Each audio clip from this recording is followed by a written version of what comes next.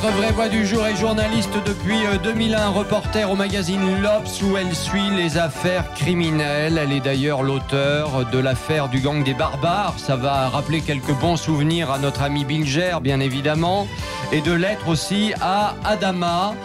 Et la voici avec un nouveau livre, 3 ans de travail et j'ai envie de dire de patience. Il n'y a que les femmes pour être patientes comme ça, surtout quand on est avec un homme qui a autant de caractère, hein. Oui, il s'appelle Franck Berton, c'est un grand avocat lillois que je connais aussi depuis des lustres, hein, puisque j'ai travaillé à Lille dans le temps, donc forcément j'ai eu l'occasion de le croiser. Elsa Vigoureux, bonsoir. Bonsoir. Merci d'être avec nous. Merci. Merci beaucoup. Ah ben vous n'êtes pas habitué à tout ça. Tapis rouge, Champs-Élysées, applaudissements. Ouais, c'est pas. Ouais. Merci beaucoup. Avant même que l'invité parle, Elsa. Oui. Donc. Ouais. Le journal de Franck Berton, c'est chez Flammarion. Alors, racontez-nous, qui est Franck Berton ? Vous l'avez rencontré, je crois, lors de procès bien précis que vous avez suivis. Racontez-nous. Oui, je l'ai rencontré en 2015 sur le procès de Dominique Cotteray, la maman accusée d'avoir tué 8 de ses bébés. À la naissance. J'ai trouvé à ce moment-là qu'il avait une manière toute particulière d'envisager sa relation à sa cliente, donc à la personne accusée, et aussi d'envisager l'audience. Je suis des procès d'assises et je trouve que parmi les alors tous les pénalistes ont quelque chose de particulier parce qu'il faut bien engager son ego quand même pour défendre des gens qu'on pourrait croire indéfendables. Donc ils s'engagent beaucoup ces gens-là, mais lui il a quelque chose de particulier parce que je trouve qu'il va toujours un peu, il va loin, il est souvent sur un fil. Là par exemple, il est borderline, ouais. En 2015, quand il a défendu Dominique Cotteray, c'est une femme qui considérait, enfin qui avait avancé pendant l'instruction, avoir été victime de son père, victime d'inceste, pour justifier plus ou moins ses gestes, ses octuples infanticides. Et il se trouve qu'à l'audience, l'accusation en doutait. Et Franck Berton, l'avocat de Dominique Cotteray, lui a dit: bon alors madame, maintenant devant tout le monde ici, jurez sur la tête de vos filles que vous avez bien été violée par votre père. Et donc sa cliente là a dit bah non.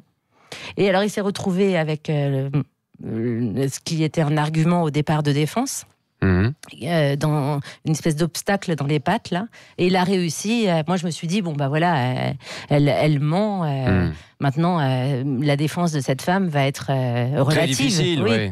Et en réalité, il a réussi à retourner la situation. À l'inverse, il a rebondi sur le mensonge. Alors dites-moi, et il a encore plus adoré sa cliente. C'est quand même extraordinaire.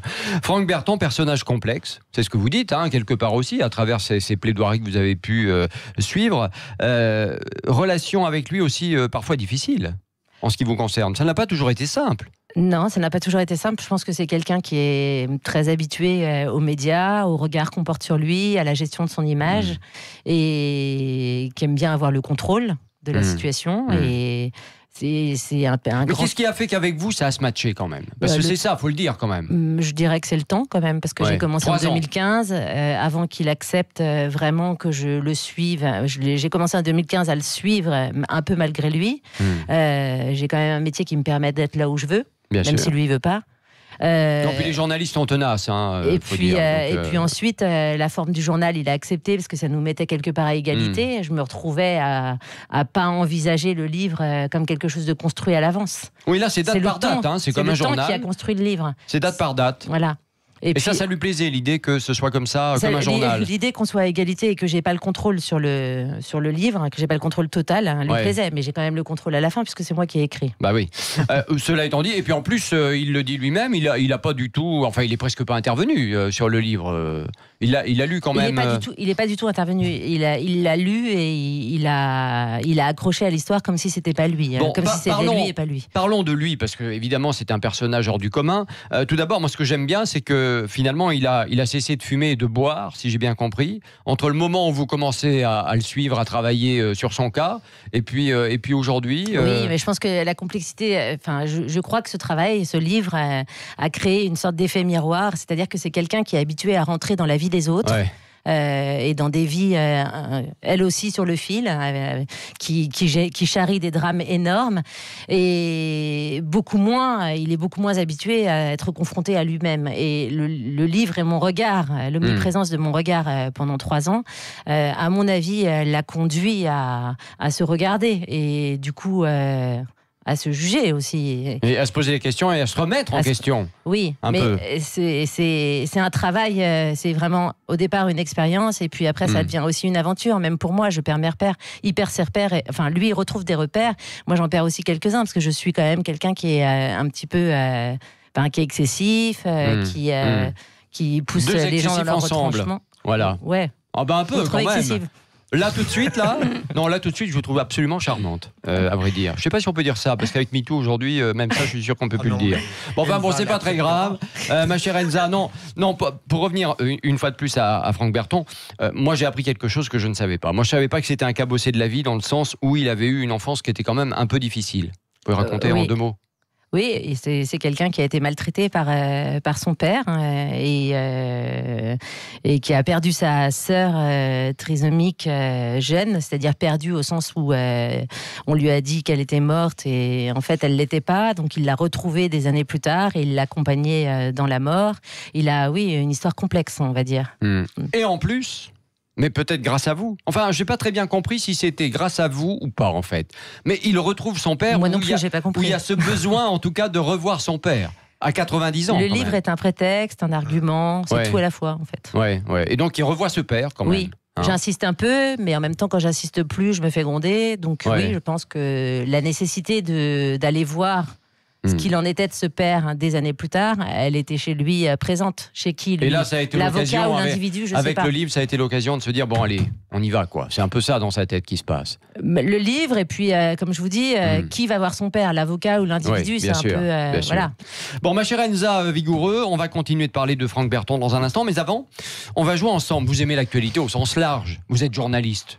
Ouais, en ce moment je suis pas trop, Bon, mais c'est pas grave, on va suivre quand même ensemble. Allez, c'est parti pour les rois de l'info.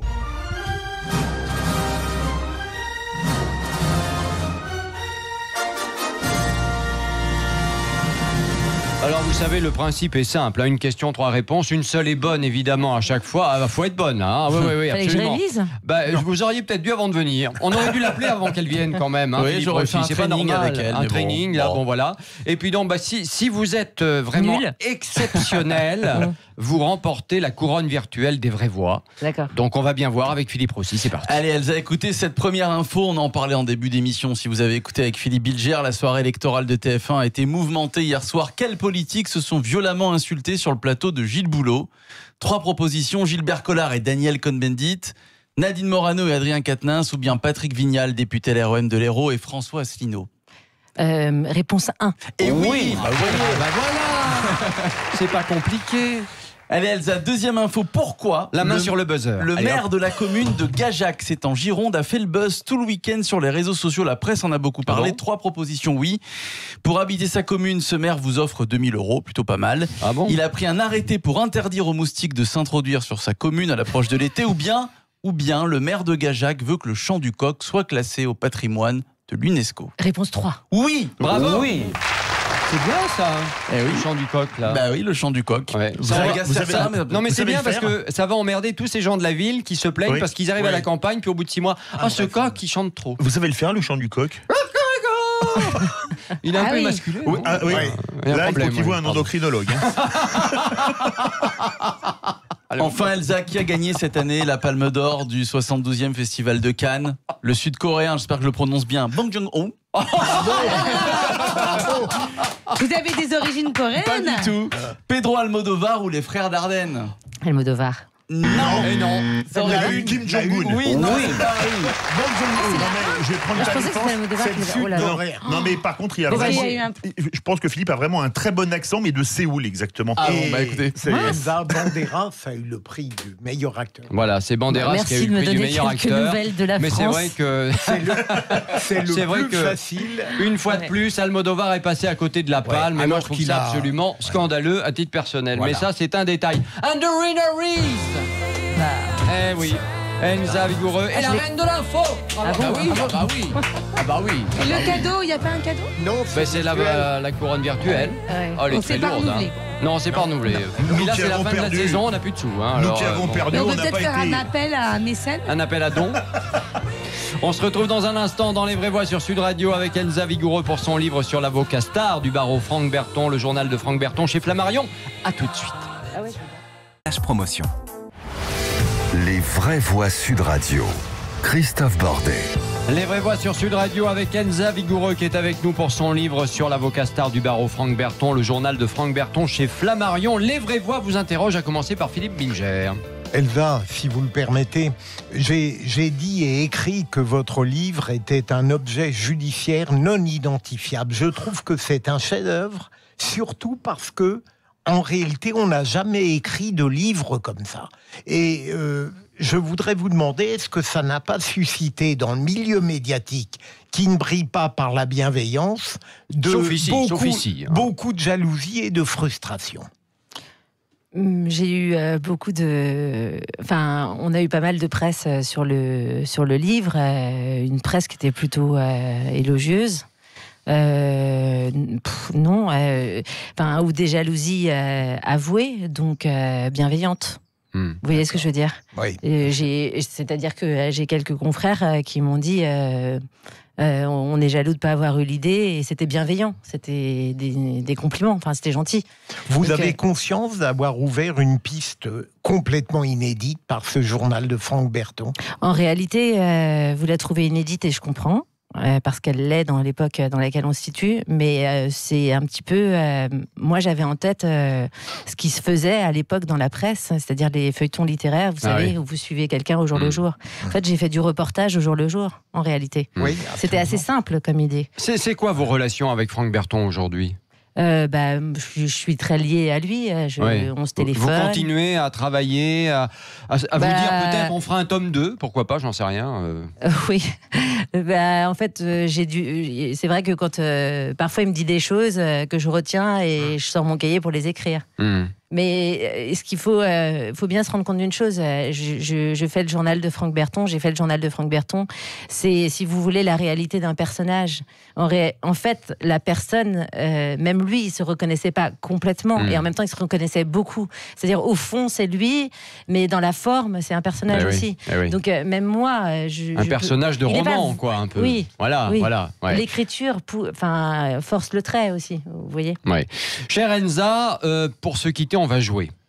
Et comme on sent bien cette relation presque intimiste, pas intime, mais intimiste avec Franck Berton, on va jouer aux amourettes pour savoir si vous connaissez bien notre ami pénaliste Franck Berton. C'est parti. Les Vraies Voix. De l'amour. C'est pour rire, ils sont pas ensemble du tout. Philippe Rossi.